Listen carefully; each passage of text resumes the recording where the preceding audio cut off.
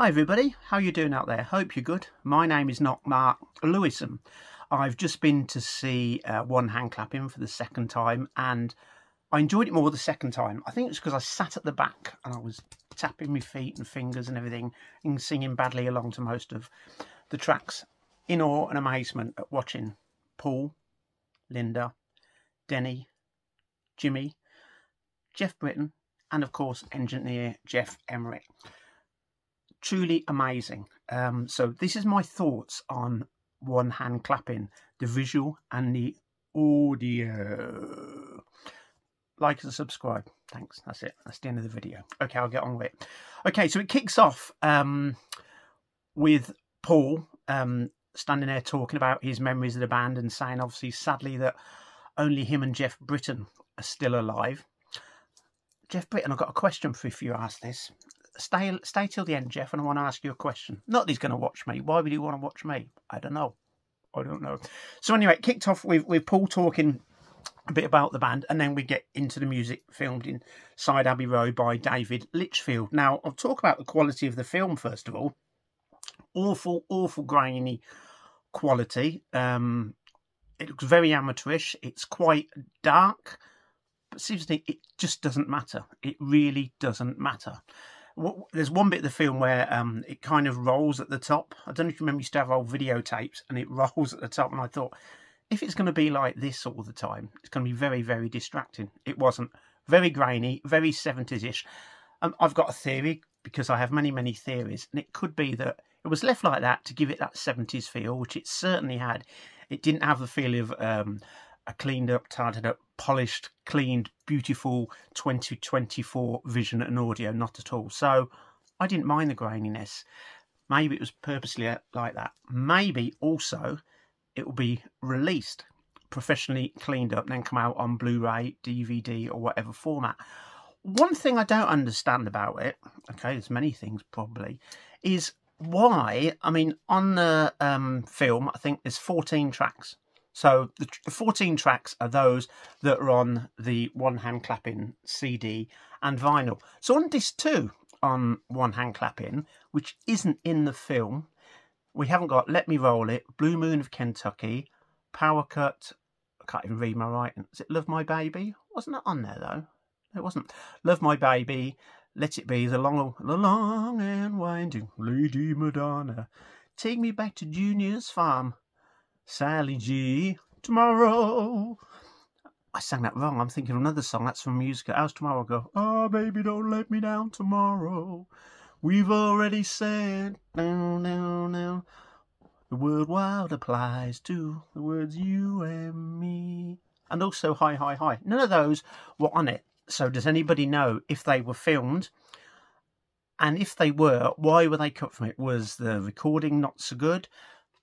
Let me know, because again, I do not know. I really was looking forward to tell the truth. Out of all those, I mean, I love the track Wildlife. I was looking so forward to seeing Denny doing Go Now, but they're not on it. So let me know in the comments and everything below, why were so many tracks recorded and not all put on? Now, according to what I've read and seen, this may be wrong, when it was filmed by David Litchfield at Abbey Road Studios, it was with the view, obviously they're kind of rehearsing to possibly go on a world tour. Well, they did, didn't they, without Geoff? But it was going to be for TV. So if it was filmed for TV, whichever station that was, around the world, BBC, ITV, and American stations in other countries, did they see the rushes of it or views and think it's not good enough? Or did they think the quality filming wasn't good enough? Or did Paul think, no, I don't want that because Geoff Britton's no longer in the band? Answers, please, on a postcard. Don't send a postcard, you don't know my address, but just put it on the comments below. So that's another question. Why all that was recorded isn't it in the film? So that's my next question. So the tracks that are on it anyway, you've got Jet, and on all these tracks, Paul is singing and playing his heart out, as are all the band. There's a few bits in it I really love where Paul looks over at Linda. I think it's on Maybe I'm Amazed, and he looks over, and My Love, and even Band on the Run, which is playing the keyboards. And there's that loving glint. Paul's kind of saying to Linda, "You're right." And then at the end, he doesn't stick his thumbs up. He never sticks his thumbs up. But he winks a few times because he's obviously Linda's cracked it. If this had been shown on TV at the time in 1974, early 75, it would have shut up a lot of the critics always having a go at Linda, saying she can't play or sing, etc. You hear Linda singing on this, you hear the rest of the band harmonising. She sounds great, she's playing keyboards great, she looks great, in fact she looks quite beautiful. And I know it's the 70s, so they're in 70s garb and dress up and clothes like it was. They got the 70s haircut. Jimmy McCulloch, bless him, has got that awful cut there. Not a cut on his head, but his haircut. There is, besides Geoff, my favourite track on it is Soily, which just is blasted out the park. Paul's rocking along like a 20-year-old rock or whatever that is to Soily, hammering that Rickenbacker bass. Denny, Jimmy and Geoff are just rocking along, and it's truly, truly flaming brilliant.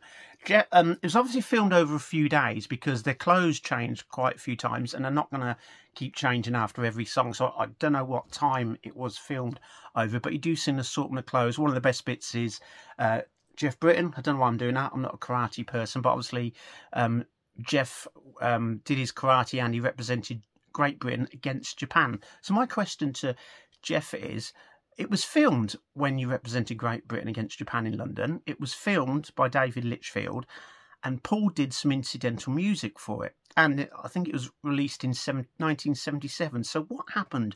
Was it a limited theatre film release in 77? It wasn't called One Hand Clapping.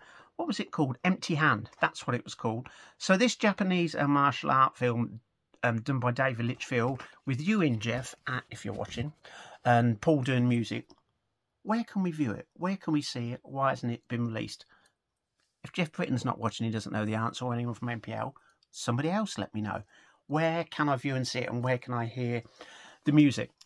So we've got Jet and Soily. We go on to Sea Moon, which Paul does on the keyboards, and he goes into Little Woman Love.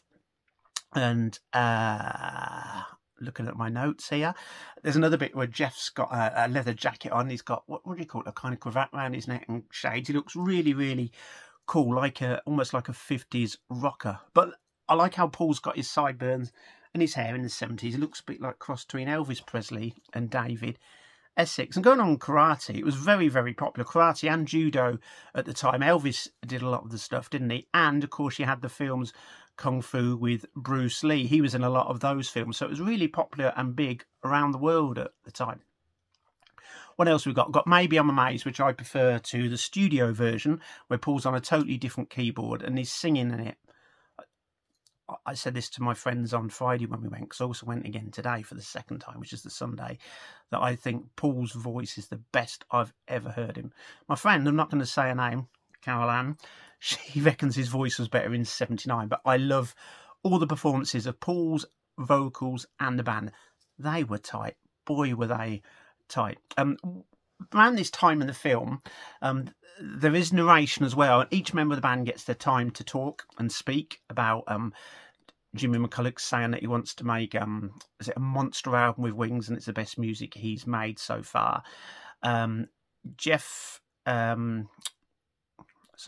Denny Lane is talking about the pressures it must have been on Paul when the Beatles split up and trying to start another band, because he felt the same when he left the Moody Blues. Some of the audio is dreadful. You can hardly hear what they're saying, and it sounds like they've had a drink or two or three or four. On one bit of the film, which I love, because I'm always looking in the background as well. I'm not just necessarily looking at the guitar, the drums, the bass, etc., or even the mouth, unless that's all that's on screen. I'm always looking around as well. And what I did notice in it, now, I don't know if it's food or alcohol that arrives, but I seem quite exciting they stopped filming, so it could be both. And I think in the background, who I can see is Trevor Jones, and I think it's a bearded Alan Crowder, who both worked for Paul at MPL at the time.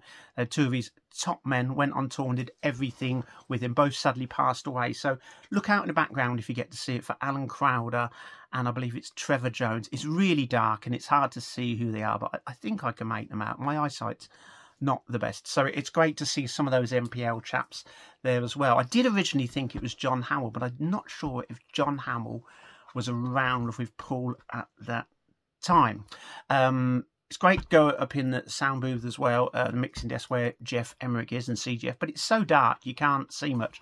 I think lighting would have been a good idea to have been used to it.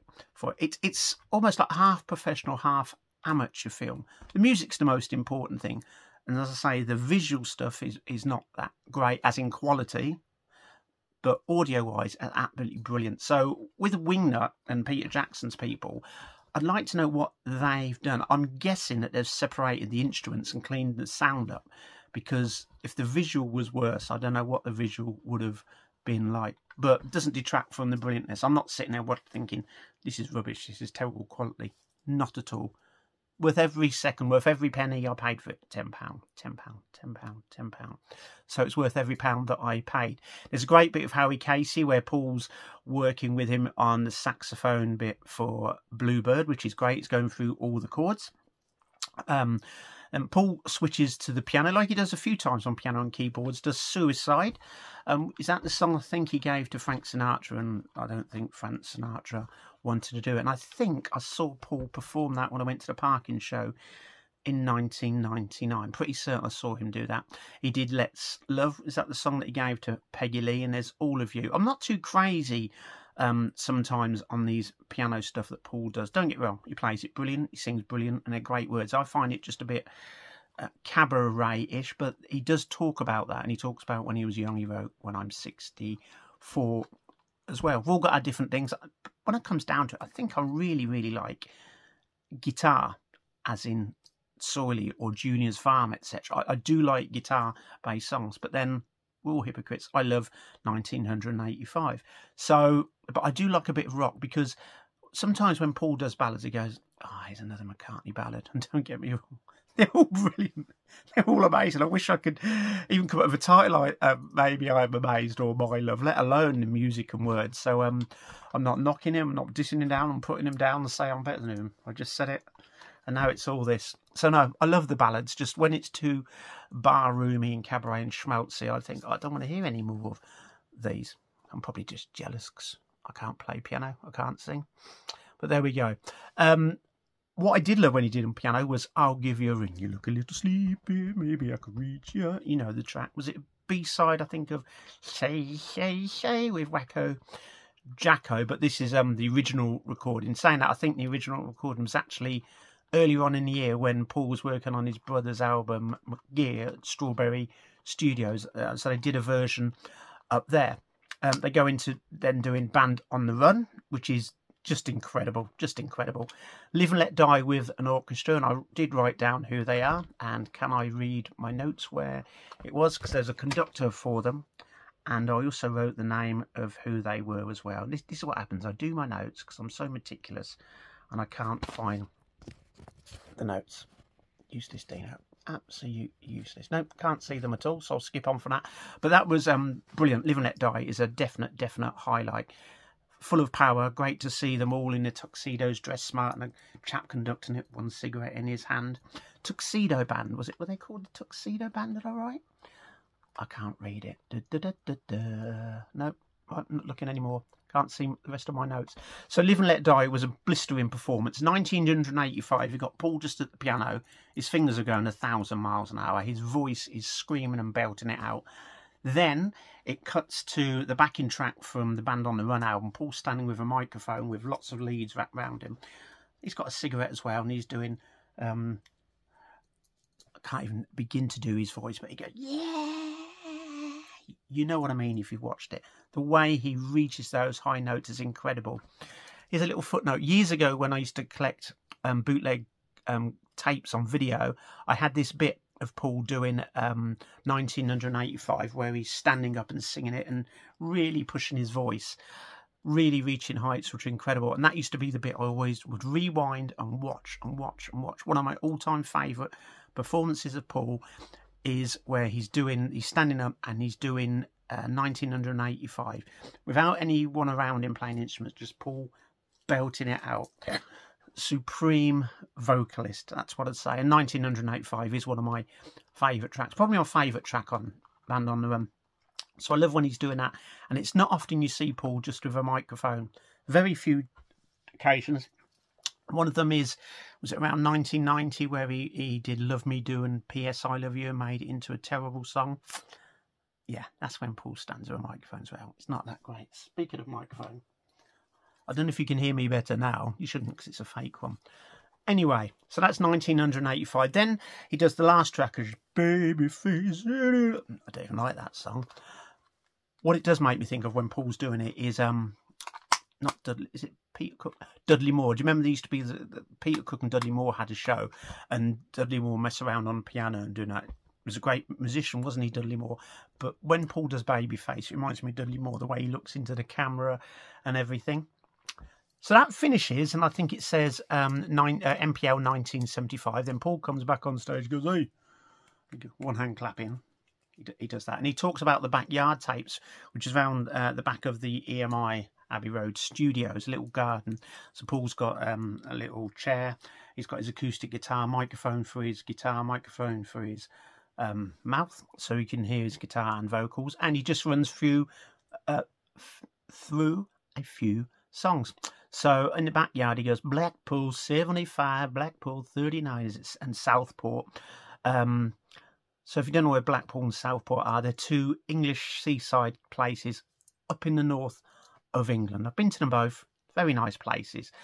He does 20 Flight Rock by Eddie Cochran, which is that the track that he did for John on the 6th of July 57 at Walton Church Fete in Liverpool. He does Peggy Sue. I used to have a dog called Trudy Poo. It rhymes, doesn't it? Maybe I should do a song called Trudy Poo. Trudy Poo, maybe not. So he does that, and then he goes, I'm Gonna Love You. And then he does Sweet Little 16.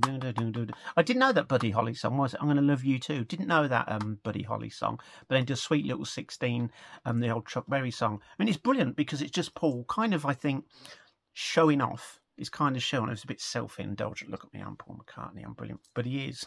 That's the thing, he is. And I just love the feel, as I say, the 70s, the clothes they're wearing, the feel of it. I do love the graininess. It showcases, as we all know anyway, how brilliant Paul is and the musicians and people around him. But remember, this is 74. So the last album they'd had out was Band on the Run. Just imagine, Paul had stopped then. We wouldn't have had Venus and Mars, Speed of Sound, London Town, all the albums after. This is 1974. And when he's doing this show, when you watch the one hand clapping, there's no Beatles tunes in there. There isn't any Let It Be. There isn't any Long and Winding Road or Eleanor Rigby, which there are on disc 2 of the CD. So again, Paul stamping his feet down, saying, I'm Paul McCartney and this is Wings. I used to be in the Beatles, but we don't talk. In fact, he virtually doesn't mention the Beatles in it. He's cementing and showing the world what his new band is. Unfortunately, it took 50 years to get to the cinema to see it. So Wings have obviously long since disbanded. Excuse me, itchy nose, it always happens. And this is obviously prior to them going on the world tour in 75. If it had been shown on telly, it would have shown what a great band they are, how versatile they are. But as I say, my theory is either TV channels weren't interested, didn't think the quality was good enough, or Geoff Britton had left, and so Paul would have had to film it all again to get the new drummer, Joe English, in to show who Wings really were. But I do recommend it. It is brilliant. Just because the quality's not so good on the visual, it really doesn't matter. It actually adds to it and takes you back to that time. It's almost like, you know, when you watch, what was that band Paul was in before, the Beatles? When you watch it in 1964 and it's a bit grainy and the sound's not great, it captures it brilliantly. If it was colorized and if the quality and everything was done on stuff from the early 1960s, it would lose that magic of time. And I think that's what would happen with one hand clapping. So I'm glad the quality was like it was, but the audio was absolutely brilliant. So this is Dino V saying goodbye to you all. I hope you enjoyed that. Let me know your thoughts in the comments, what you think of it. And if you know why Geoff Britton's the film that he's in, where he does karate for Great Britain against Japan in London, which was filmed by David Litchfield and was shown in 1977, I believe, at cinemas. Let me know what happened to it, and what about the incidental music that Paul did for it? Anyone know? Got any answers? I'd love to know. I really would. Take care. Thanks for watching, and to all of you that are in South America, going to be seeing Paul this week, enjoy it. we all want to know what the set list is. More than anything, I think we want to know what the set list is going to be, what changes there are, what different songs, any new songs that we haven't heard yet.